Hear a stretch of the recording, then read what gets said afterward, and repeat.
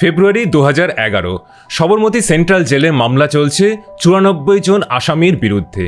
প্রশ্ন উঠতে পারে, মামলা আদালতে না হয়ে জেলে কেন হচ্ছে? কারণ এই মামলাটা যে সে মামলা নয়। শহরের শান্তি বিঘ্নিত না করে এই মামলার আসামিদেরকে আদালতে নিয়ে যাওয়ার কোনো মতেই সম্ভব ছিল না।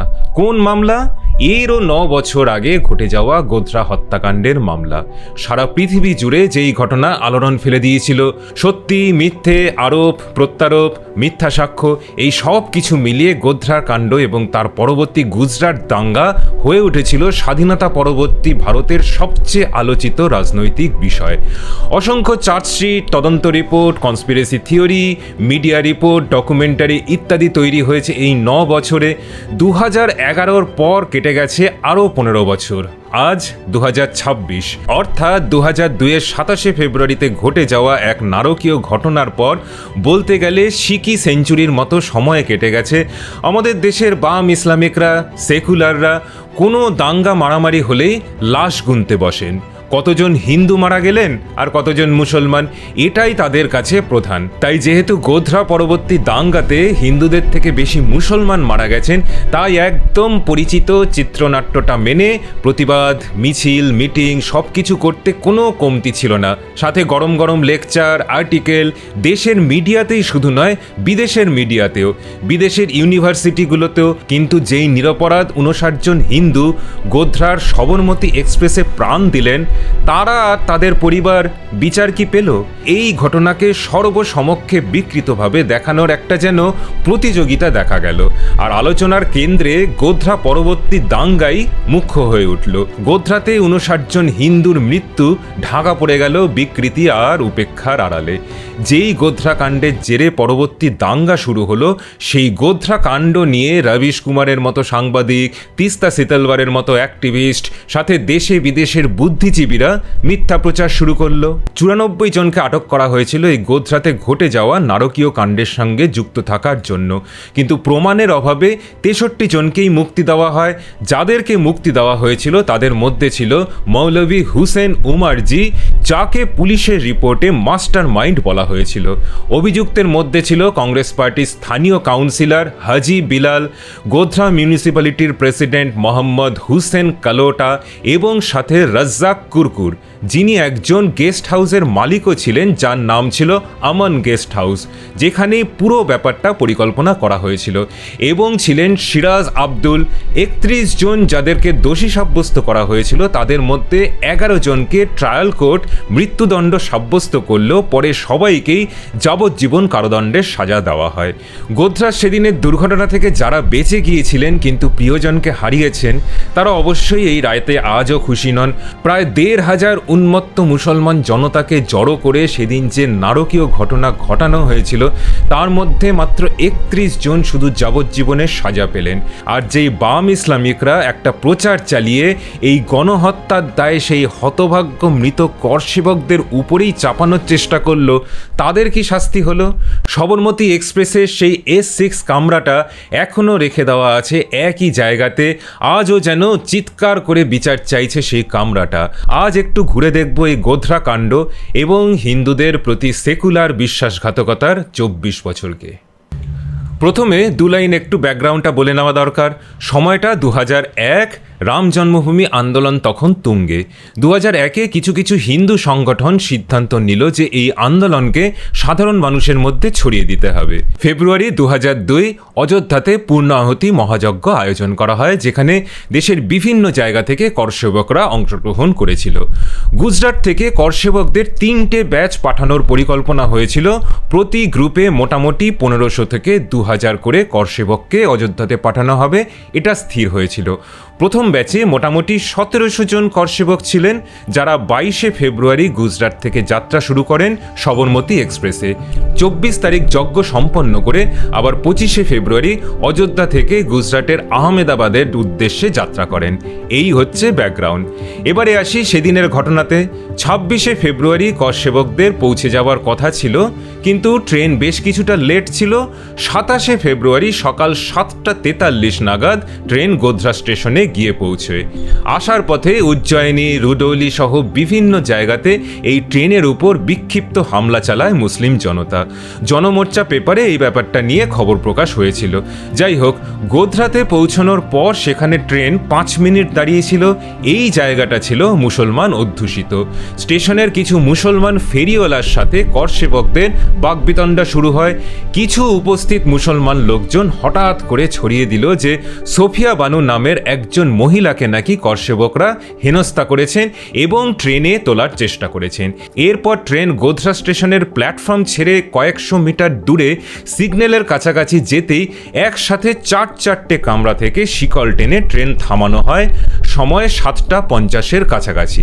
চারদিকে একদম ফাঁকা জায়গা। ট্রেন থামতেই প্রায় 1,500 উন্মত্ত জনতা হামলে পড়ে ট্রেনটার উপর। বাইরে থেকে পাথর বৃষ্টি শুরু হতেই কামরার ভেতরের যাত্রীরা ট্রেনের জানলা বন্ধ করে দেয়। এরপর উন্মত্ত জনতার মধ্যে কয়েকজন S6 আর S7 এই কামরার মাঝের যে ভেস্টিবিউল থাকে সেটাকে কেটে ফেলে। সেখান দিয়ে বিশাল পরিমাণের পেট্রোল ঢেলে দেয় এবং অগ্নিসংযোগ করে।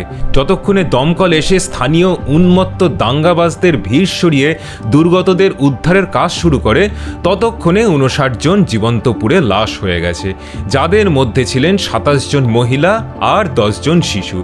এছাড়াও 48 জন করসেবক গুরুতর আহত হয়েছিলেন। কি দোষ ছিল এই করসেবকদের? একটা শান্তিপূর্ণ জমায়েত থেকে তারা ফিরছিলেন বলে হিন্দু প্রধান ভারতবর্ষে তাদের জীবন্ত পুড়ে মরতে হলো। জাকির নায়েকের মতো লোকজন যাদের প্রচারে জঙ্গিরা অনুপ্রাণিত হয়, তাদের কথা অনুযায়ী মানছি যে মুসলিম প্রধান দেশে যদি অমুসলিমদের জীবন আর সম্পত্তি হানি ঘটে তাহলে সেটার মধ্যে নাকি দোষের কিছু নেই, বরং সেটাই নাকি হওয়া উচিত, যেমন বাংলাদেশে পাকিস্তানে হচ্ছে। কিন্তু ভারতের মাটিতেও হিন্দুরা একইভাবে অত্যাচারিত হয়ে যাবেন দিনের পর দিন। যদি ভেবে থাকেন যে এই পুড়ে ঝলসে যাওয়ার মধ্যেই এই করসেবকদের প্রতি অবিচার শেষ হলো, তাহলে কিন্তু ভুল করবেন। এরপর আসছি এটা বলতে যে এই ঘটনার পুরো পরিকল্পনা কি করে হয়েছিল এবং পরে সেটাকে ধামাচাপা দেওয়ার কিভাবে চেষ্টা হয়েছিল। আপনারা হয়তো জানতে চাইবেন যে এই যেগুলো বলছি সেগুলোর তথ্যসূত্র কি। আদালতে অনেকগুলো রিপোর্ট দাখিল করা হয়েছিল।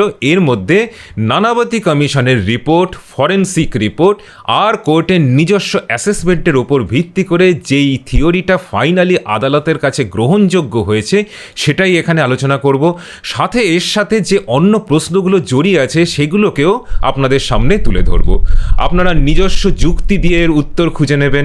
প্রথম প্রশ্ন হলো, ট্রেন প্ল্যাটফর্ম ছেড়ে যাওয়ার পর তাকে থামানোর দরকার পড়ল কেন? কেউ যুক্তি দিয়েছেন যে কিছু করসেবক স্টেশনে পড়ে থাকার জন্য ট্রেন থামানোর দরকার পড়েছিল। এবার আপনারাই বলুন, ট্রেন প্ল্যাটফর্ম ছেড়ে বেশ কিছুটা চলে যাবার আগেই কেন তাহলে ট্রেনকে দাঁড় করানো হলো না, যাতে পড়ে থাকা করসেবকরা সহজে উঠতে পারেন? কয়েকশো মিটার দূরে সিগন্যাল পর্যন্ত চলে যাওয়ার পর কেন থামানো হলো? অপর দিকে 1,500 উন্মত্ত জনতা কি করে সঙ্গে সঙ্গে জড়ো হয়ে গেল? একমাত্র সম্ভাবনা যে সেই উন্মত্ত জনতা আগেই জানতো যে ট্রেন ওখানে দাঁড়াবে। এর থেকে এই যুক্তিও নস্যাৎ হয়ে যায় যে স্টেশনে করসেবক আর স্থানীয় মুসলিমদের মধ্যে একটা বাকবিতণ্ডা হয়েছিল, সেই কারণে একটা তাৎক্ষণিক ঝামেলার সূত্রপাত হয় আর সেটাই একটা বড়সড় আকার নেয়। মনে রাখবেন, ট্রেন গোধরাতে মাত্র 5 মিনিট দাঁড়িয়েছিল আর তারপরেই প্ল্যাটফর্ম ছেড়ে এগিয়ে একটা খালি জায়গায় গিয়ে দাঁড়ায়। অর্থাৎ গোধরাতে ট্রেন এসে দাঁড়ানো থেকে শুরু করে উন্মত্ত জনতার হাতে অগ্নিকাণ্ড ঘটার মধ্যে সময় মেরে কেটে 10 কি 15 মিনিটও নয়। এইটুকু সময়ের মধ্যে স্টেশনের ফেরিওয়ালাদের সাথে করসেবকদের বাকবিতণ্ডা হওয়া, ঝামেলা বাঁধা এবং প্রায় সঙ্গে সঙ্গে এতজন লোক জড়ো হয়ে যাওয়া, 140 লিটার পেট্রোল জোগাড় করে অগ্নিসংযোগ করা সম্ভব ছিল না। সেই সময়ে কিন্তু এত মোবাইলেরও ব্যবহার ছিল না, যদি না এর পেছনে একটা নিখুঁত পরিকল্পনা থাকে। 2004-এর পর কেন্দ্রে এলো কংগ্রেস আর ইউপিএ সরকার এবং রেলমন্ত্রী হন লালু প্রসাদ যাদব। তাদের নিয়োগ করা উমেশচন্দ্র ব্যানার্জির রিপোর্ট বলে দিল যে সেদিন নাকি সবরমতী এক্সপ্রেসের S6 কামরাতে বাইরে থেকে কেউ আগুন লাগায়নি, ভেতরে শর্ট সার্কিট হয়ে বা করসেবকদের নিজেদের ভুলে ভেতর থেকে আগুন লেগেছে। মাত্র 4 মাসের তদন্ত করেই এটা দাবি করেছিল এই রিপোর্ট। কিন্তু তাহলে ট্রেনের কামরার ভেতরে এতটা অ্যামাউন্টের পেট্রোল কি করে এলো, সেই প্রশ্নের উত্তর কিন্তু পাওয়া যায় না। আর যখন বাইরে উন্মত্ত জনতা পাথর বৃষ্টি করছে, ঠিক সেই সময় ট্রেনের ভেতরে শর্ট সার্কিট হলো, এত বড় সমাপতন? বা তখনই করসেবকরা কামরার ভেতরে নিজেরাই আগুন ধরিয়ে দিল? অর্থাৎ নানাভাবে চেষ্টা করা হয়েছিল যে এই হতভাগ্য করসেবকদের মৃত্যুর দায় তাদের উপরেই বা তাদের ভাগ্যের উপর চাপিয়ে দেওয়ার। এরকম একটা থিওরি দাঁড় করানোর চেষ্টা হলো যে তারা স্থানীয় মুসলিমদের সঙ্গে বাকবিতণ্ডাতে জড়িয়ে পড়ে, বা মুসলিম মহিলাকে হেনস্থা করে, বা কামরার মধ্যে নিজেরাই আগুন জ্বালিয়ে দেয়, তাই এ ঘটনা ঘটেছে। কেউ কেউ এটাও বলেছিল যে এটা পুরো সাজানো ঘটনা মুসলমানদের বদনাম করার জন্য। এই সব দোষারোপ প্রত্যারোপের খেলা চলল বহু বছর ধরে, কিন্তু যে কোনো যুক্তিবাদী মানুষই বুঝতে পারবেন যে বাস্তবে সেদিন কোন ঘটনাটা ঘটে থাকতে পারে আর কোন ঘটনাটা সম্ভব নয়। সমস্ত তথ্য, প্রমাণ, সাক্ষ্য, ফরেনসিক রিপোর্ট এবং যুক্তি একটা জিনিসই প্রমাণ করেছে যে এটা কোনো স্বতঃস্ফূর্ত দাঙ্গা নয়, একদম পূর্ব পরিকল্পিত। পরে তদন্তের সময় যখন সোফিয়া বানুকে জিজ্ঞাসাবাদ করা হয়, তখন সে স্বীকার করে যে করসেবকদের দ্বারা নিগ্রহের কোনো ঘটনা ঘটেইনি সেদিন। অন্য কোনো সাক্ষী প্রমাণও পাওয়া যায়নি যে এরকম কিছু করতে দেখেছে করসেবকদের। এই সবের উপর ভিত্তি করে কোর্ট যেই রিপোর্টকে মান্যতা দিয়েছে সেই ব্যাখ্যাটা এবার বলছি। এই ঘটনার মূল মাস্টার মাইন্ড ছিল মৌলভী উমরজি আর নানু মিয়া। মৌলভী উমর ছিলেন গোধরার দেওবন্দি তাবলিগি জামাত নামের একটা কট্টর মুসলিম দলের নেতা। গোধরার মুসলিম অধ্যুষিত জায়গাতে এই তাবলিগি জামাত গ্রুপের খুব প্রভাব ছিল।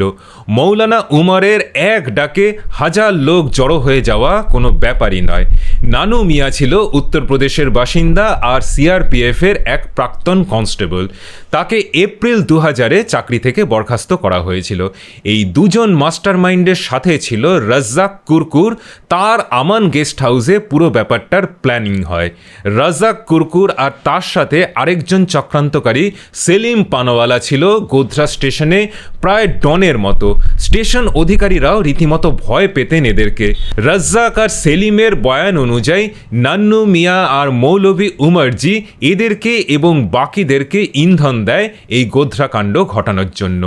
কংগ্রেসের কাউন্সিলর হাজি বিলালকেও দলে টেনে নেওয়া হয়। এই হাজি বিলাল পাকিস্তানের টেরর গ্রুপের সাথেও যোগাযোগ রাখত। পাশেরই কলাভাই পেট্রোল পাম্পের কর্মচারী জানায় যে 26 তারিখ রাজ্জাক কুরকুর আর সেলিম পানওয়ালা প্রায় 140 লিটার পেট্রোল ক্যান ভরে কিনে নিয়ে যায় তাদের পেট্রোল পাম্প থেকে। সাথে ছিল আরও 3 জন যারা টেম্পোতে করে এই পেট্রোল ভরা ক্যানগুলো নিয়ে গেছিল সেই রাতে। এই 3 জনকে জিজ্ঞাসাবাদ করে জানা যায় যে এই পেট্রোল ভরা ক্যানগুলোকে আমান গেস্ট হাউসেই রেখে দেওয়া হয়েছিল সেই রাতে। অর্থাৎ কি করে স্টেশনে বাকবিতণ্ডা এবং তার থেকে দাঙ্গা লাগানো থেকে শুরু করে কি করে ট্রেন থামিয়ে তাতে আগুন লাগানো হবে তার পরিকল্পনা আর প্রস্তুতি 26 ফেব্রুয়ারিতেই সম্পন্ন হয়ে গেছিল। এরপর আসে সেই 27শে ফেব্রুয়ারি 7:43 নাগাদ ট্রেন গোধরাতে থামে। কোনো কোনো করসেবক চা খেতে প্ল্যাটফর্মে নামে। কেউই সেদিনকে বোঝেননি যে সেটাই হবে তাদের শেষবারের মতো কিছু খাওয়া। এরপরে প্ল্যান মাফিক সিদ্দিক বাকর নামের একজন চাওয়ালার সাথে করসেবকদের একটু খিটিমিটি লাগে। অজয় কানুভাই নামের একজনের সাক্ষ্য থেকে জানা যায় যে কথা কাটাকাটি লাগার সাথে সাথে রাজ্জাক কুরকুর আর সেলিম পানওয়ালা সবাইকে জড়ো করতে শুরু করলো। আস্তে আস্তে দাঙ্গা বাঁধতে শুরু করলো। এর মধ্যেই কিছু লোক হিড়িক তুলল যে সোফিয়া বানু এই করসেবকদের কাছে নিগৃহীতা হয়েছেন। একদম প্ল্যান মাফিক চলছিল। এর মধ্যেই ট্রেন ছেড়ে দেয়, কিন্তু ট্রেন গোধরা স্টেশন ছেড়ে একটুখানি এগিয়েছে। সিগন্যালের কাছে একদম খালি জায়গাতে পৌঁছতেই শিকল টেনে ট্রেন থামানো হয়। উন্মত্ত জনতা পাথর বৃষ্টি করতে শুরু করে। ভয়েতে করসেবকরা জানলা বন্ধ করে দেয়। এবারে সেই S6 আর S7-এর মধ্যে যে কানেক্টিং ভেস্টিবিউল থাকে সেটাকে উন্মত্ত জনতা কেটে ফেলে, আর সেই ভেস্টিবিউলের দরজা দিয়ে বিশাল পরিমাণ পেট্রোল ভেতরে ঢেলে তাতে আগুন ধরিয়ে দেয়। বাইরে দাঁড়িয়েছিল উন্মত্ত জনতা, তাই প্রাণ বাঁচাতে করসেবকদের কামরা থেকে বেরোনোও সম্ভব হয়নি। আহমেদাবাদের ফরেনসিক ল্যাবের রিপোর্ট বলে যে বাইরে থেকে পেট্রোল জানলা দিয়ে ছুড়ে দেওয়া হয়নি, তারা পুরো ঘটনার একটা সিমুলেশন করে, বাইরে থেকে বালতি দিয়ে ছুঁড়ে 7 ফুট উঁচু জানলা দিয়ে পেট্রোল ভেতরে দিতে গেলে বেশ অনেকটা পেট্রোল কামরার নিচেও পড়বে, আর তাতে আগুন বাইরেও ধরে যাওয়ার কথা, কিন্তু বাইরে সেরকম পেট্রোলের চিহ্ন বা আগুন কোনোটাই দেখা যায়নি। অপরদিকে ফরেন্সিক রিপোর্ট অনুযায়ী S6 কামরার 72 নম্বর সিট, যেটা একদম শেষ প্রান্তে ছিল, আর S6 আর S7 এর মাঝের কাটা ভেস্টিবিউলের কাছে ছিল, সেখানে টেম্পারেচার প্রায় 4 গুণ বেশি ছিল অন্য জায়গার থেকে। অর্থাৎ ওই দিক থেকেই যে পেট্রোল ঢেলে আগুন লাগানো হয়েছে সেটার ব্যাপারে কোনো সন্দেহই ছিল না। আগুন কারা লাগিয়েছে আর কিভাবে লাগিয়েছে সব কিছু পরিষ্কার হয়ে গেল। এরপর নিশ্চয়ই ভাবছেন যে তাহলে এবার তো বিচারে অপরাধী সাজা পাবে। ভুলে গেলে চলবে না যে আমাদের দেশে একটা কনসেপ্ট আছে যার নাম হলো সেকুলারিজম। এইবারে আসবো সেই সেকুলার বিশ্বাসঘাতকতার কথা বলতে। এরকম নয় যে গুজরাটে 2002-এর আগে কোনো রকম দাঙ্গা হয়নি। 1969-এ হিন্দু মুসলমান দাঙ্গাতে প্রায় 750 লোকের মৃত্যু হয়েছে। 1985-র অ্যান্টি রিজার্ভেশন রায়ট আরেকটা উদাহরণ। শুধু গুজরাটে কেন, লখনৌতে 1999-তে হওয়া শিয়া আর সুন্নিদের মধ্যে রায়টও আছে। 1990-তে কাশ্মীরের বুকে এত হিন্দু জীবন আর সম্পত্তি হারালেন, কিন্তু গুজরাট দাঙ্গা নিয়ে সারা পৃথিবীতে আজও আলোচনা হয়। পশ্চিমবঙ্গে গত কয়েক বছরে কতগুলো দাঙ্গা হয়েছে, এর ব্যাপারে তো বাংলা মিডিয়াই কোনো কথা বলে না, কারণ ওখানেও সেই লাশ গোনার গল্প। যদি সেকুলার পার্টি ক্ষমতাতে থাকে তাহলে মিডিয়া থেকে এনজিও, বুদ্ধিজীবী থেকে হিউম্যান রাইটস অ্যাক্টিভিস্ট একদম বুঝে শুনে কথা খরচ করেন। আপনি গুজরাট রায়টের সময় কুতুবুদ্দিন আনসারির কথা শুনেছেন, জাহিরা শেখের নাম শুনেছেন। এরা হয়ে উঠেছিল তথাকথিত নিপীড়িত মুসলমানের ওপর হিন্দু আগ্রাসনের মুখ। এদের মধ্যে জাকিয়া জাফরির কথাও শুনেছেন। কিন্তু গোধরাতে 27শে ফেব্রুয়ারি যেই হিন্দুদের জীবন্ত পুড়িয়ে মারা হয়েছিল, আপনি একজনেরও নাম শুনেছেন? পশ্চিমবঙ্গে সেদিনের সিপিএম সরকার কুতুবুদ্দিন আনসারিকে কলকাতাতে এনে বাসস্থানের ব্যবস্থা করেছিল। গোধরাতে বা গোধরা পরবর্তী দাঙ্গাতে কত হিন্দু আক্রান্ত হয়েছেন, তাদের একজনের কথাও কিন্তু মনে হয়নি সেদিনের কাদুর। যদিও এই পোড়া পশ্চিমবঙ্গে কুতুবুদ্দিন আনসারি বেশি দিন থাকেনি, গুজরাটেই ফেরত যায়। যাই হোক, ফিরে আসি আসল কথাতে। ভারতে যত দাঙ্গা হয়েছে, গুজরাট দাঙ্গাতে সবচেয়ে বেশি কোর্ট কেস ফাইল হয়েছে, সংখ্যাটা 2000-এরও বেশি। কাশ্মীরে যে হিন্দুদের ওপর প্রকাশ্য দিবালোকে অত্যাচার হলো, কোনো রকম বিচারই হয়নি। গোধরা কাণ্ডকে শুধুমাত্র একটা দুর্ঘটনা বলে উড়িয়ে দিতে শুধু ভারতের সেকুলাররা নয়, এগিয়ে এলো বিদেশি ঐতিহাসিক এবং স্কলাররাও। কোনো রকম তদন্ত শেষ হওয়ার আগেই হিস্টোরিয়ান অ্যানসেলি আমব্রে বলে দিলেন যে এখানে কোনো হিন্দু আক্রান্ত হননি। মার্থা নাজবাম এদের মতো স্কলারও সেই একই রকম হিন্দু বিরোধী ব্রিগেডেই পড়ে, যারা মনে করেন যে আজকের ভারত হিন্দুত্বের পথে যাওয়াতে সার্বিকভাবে অধঃপতন হচ্ছে। অরুন্ধতী রায়ও আছেন এই দলে, যারা তদন্ত শেষ হওয়ার আগেই একটা মন গড়া থিওরি সবার মাথাতে ঢুকিয়ে দিয়ে জনমতকে প্রভাবিত করতে শুরু করল। এর ফল কি হলো? 2002-তে একটা কমিশন তৈরি হয়েছিল কেজি শাহ নামের একজন হাইকোর্টের জাজের অধীনে। এই সেকুলার গ্যাং তখন দাবি করল যে কেজি শাহ বিজেপির খুব কাছের লোক, তাই সুপ্রিম কোর্টের জাজ জি.টি. নানাবতীর অধীনে নতুন করে আবার একটা কমিশন তৈরি হলো, যেখানে কেজি শাহকে শুধুমাত্র একজন সদস্য হিসেবে রাখা হলো। কিন্তু এই কমিশনের কাজ শেষ হবার আগেই কেজি শাহ মারা যান। Finally G T. নানাবতী আর অক্ষয় মেহতা এই দুজন মিলে 2008-এ নানাবতী মেহতা কমিশনের রিপোর্ট পেশ করে। অর্থাৎ রিপোর্ট তৈরিতে সময় লেগেছিল 6 বছর। ফরেন্সিক রিপোর্ট, বিভিন্ন সাক্ষ্য প্রমাণের উপর ভিত্তি করে যেই রিপোর্ট বানানো হয়েছিল, সেখানে যা যা বলা হয়েছে সেটা আগেই বলেছি। অর্থাৎ একদম পূর্ব পরিকল্পিতভাবে এই ঘটনা ঘটানো হয়েছে। এই রিপোর্টের বিরুদ্ধে স্বাভাবিকভাবেই সেকুলাররা একদম হৈ হৈ করে উঠল। সিপিএম আর কংগ্রেস একসঙ্গে দোষারোপ করল যে 2009-এর লোকসভা ভোটকে প্রভাবিত করতে এই রিপোর্ট পেশ করা হয়েছে। ইতিমধ্যে 2005-এ কংগ্রেসের ইউপিএ সরকারের রেলমন্ত্রী লালু প্রসাদ একখানা আলাদা কমিশন তৈরি করল উমেশ চন্দ্র ব্যানার্জির নেতৃত্বে। 4 মাসের মধ্যেই সেই কমিশন রিপোর্ট পেশ করল যে এটা একটা দুর্ঘটনা ছাড়া আর কিছু নয়। অক্টোবর 2006 হাইকোর্ট এই ব্যানার্জি কমিশনের রিপোর্ট একদম ছুঁড়ে ফেলে দিয়ে বলে যে এই দুর্ঘটনার থিওরিটা একদম রাজনৈতিকভাবে উদ্দেশ্য প্রণোদিত, বেআইনি এবং অসাংবিধানিক, যা সমস্ত সাক্ষ্য প্রমাণকে অগ্রাহ্য করেছে। কিন্তু দুঃখের ব্যাপার হলো বিবিসি নিউজ বা নিউ ইয়র্ক টাইমস 2016 কি 2017তেও এই ব্যানার্জি কমিশনের রিপোর্টকেই উল্লেখ করে দাবি করেছে যে করসেবকরা নিজেরাই কামরার ভেতরে আগুন লাগিয়েছে মুসলমানদের দুর্নাম করবার জন্য। কেউ কেউ বলেছে নরেন্দ্র মোদীর বিজেপি ষড়যন্ত্র করে এই ট্রেনে আগুন লাগিয়েছে যাতে হিন্দু মুসলিমদের মধ্যে দাঙ্গা লাগানো যায়। 2008-এ নরেন্দ্র মোদীর বিরুদ্ধে সিবিআই তদন্ত শুরু হয়।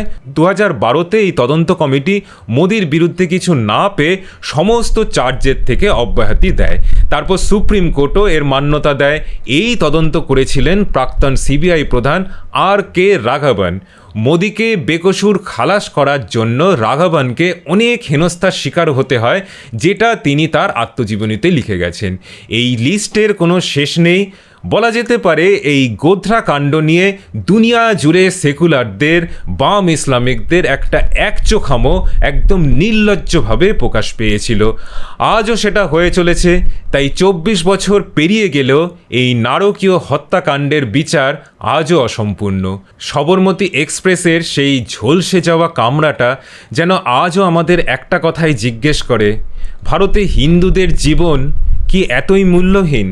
এই প্রশ্নটা কিন্তু আপনার আমার সবার কাছেই আজও দগদগে ঘা হয়ে রয়ে গেছে। আজকের প্রতিবেদন এখানেই শেষ। ফিরে আসবো আবার আগামী প্রতিবেদনে। যেতে যেতে অনুরোধ করব, আমাদের প্রতিবেদনগুলো যদি ভালো লাগে তাহলে কিন্তু লাইক, শেয়ার আর সাবস্ক্রাইব করতে ভুলবেন না। নমস্কার, ভালো থাকবেন।